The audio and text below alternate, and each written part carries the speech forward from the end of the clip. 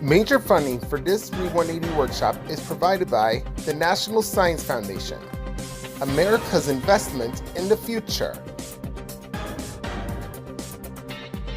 At Jif Peanut Butter, we know just how choosy you are when it comes to your family, including the shows you value most. Public television encourages kids' curiosity and love of learning, and Jif is proud to support Cyberchase on behalf of all choosy moms and dads. Intel Corporation is a proud supporter of PBS. The Intel Innovation in Education Initiative provides teachers with the resources to inspire their students and encourage them to unlock their potential. And by a ready-to-learn television cooperative agreement from the U.S. Department of Education through the Public Broadcasting Service. And by the Corporation for Public Broadcasting. This program was also made possible by contributions to your PBS station from viewers like you. Thank you. Welcome to Workshop 1, The New Americans. America is a nation of immigrants. Unless you are a Native American, you can trace your ancestry back to some other country. Today, immigrants are coming from all over the world.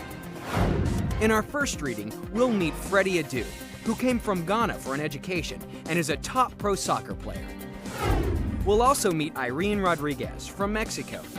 She came when she was 9 and found it hard to fit in as a new immigrant. And we'll read about the newest immigrants and how their contributions are changing our country like many before them. We'll be reading about where they come from, why they come, and how they've influenced our country and culture. We'll also get to know a successful new American family up close.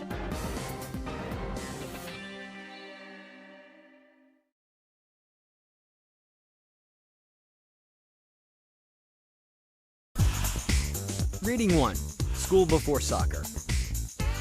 In this newspaper article, we'll meet this teen sensation, Freddy Ado, who plays soccer in our nation's capital, Washington, D.C. But Freddy got his start back home in Ghana, a country in West Africa. Soccer is the most popular sport there, and Freddy was already really good by the time he was 8. That's when he and his family joined over 500,000 Africans who came to the U.S. in the 1990s. The Ado family came here so Freddy could get a good education. But soon, he had to make a tough choice between school and soccer. In this newspaper article, you'll find out what he did.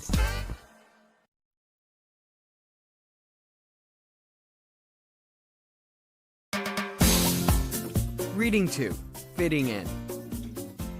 More immigrants come to the U.S. from Mexico than any other country. With California right across the border from Mexico, many Mexican immigrants wind up not too far from the border, in Los Angeles.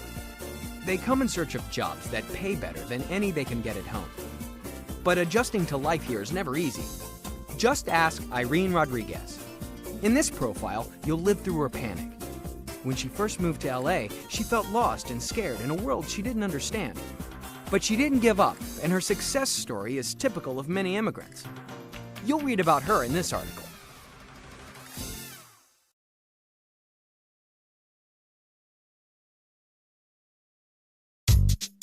Reading 3, A New Immigration Boom. Immigrants have been coming to America, well, for centuries. Originally, most immigrants came from Europe. But that trend has changed a lot since 1965. That's when the U.S. changed its immigration policy and opened its doors to record numbers of people from Asia, Latin America, and Africa. Today, the influence of these new Americans is everywhere. From the groceries in our supermarkets to the music on our radios. In this social studies text, you'll learn how the U.S. Census keeps track of who lives here and where we all came from.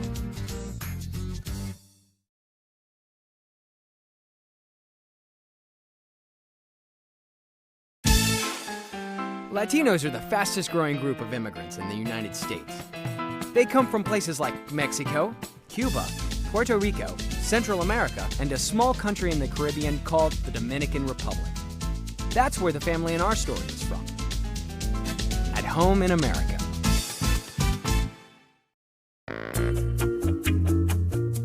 Meet the Ortiz family, Sandra, Bautista, and their 3 daughters. Myra is 14 years old, Ida is 15, and Monica is 21.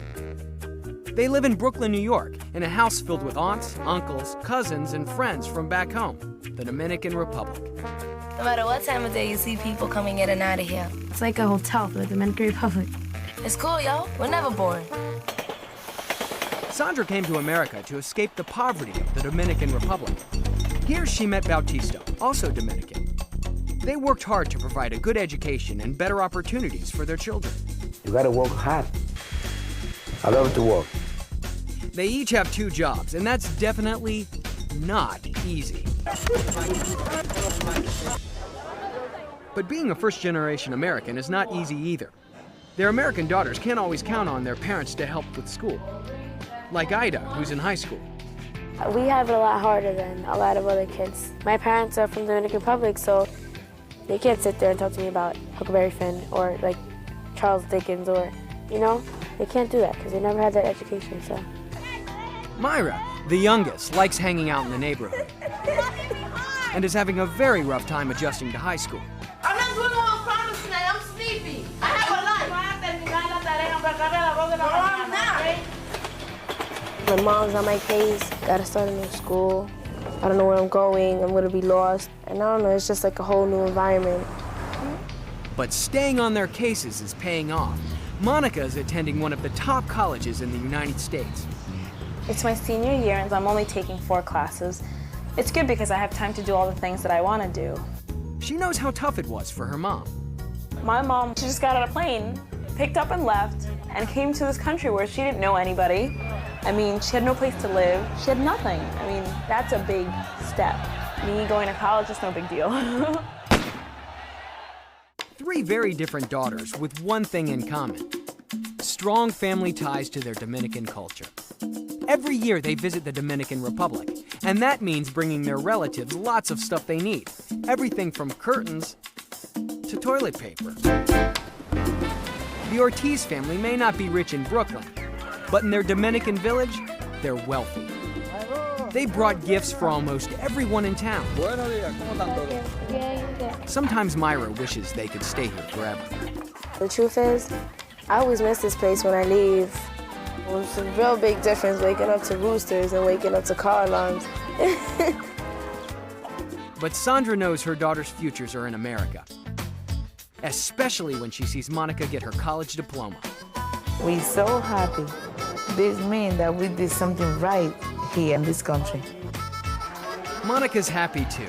At her surprise graduation party, she expresses her thanks for all the sacrifices her parents have made. I don't think there's a word in this world that can describe how thankful I am. They came here to better the lives of their children, of us, and I'm taking advantage of it.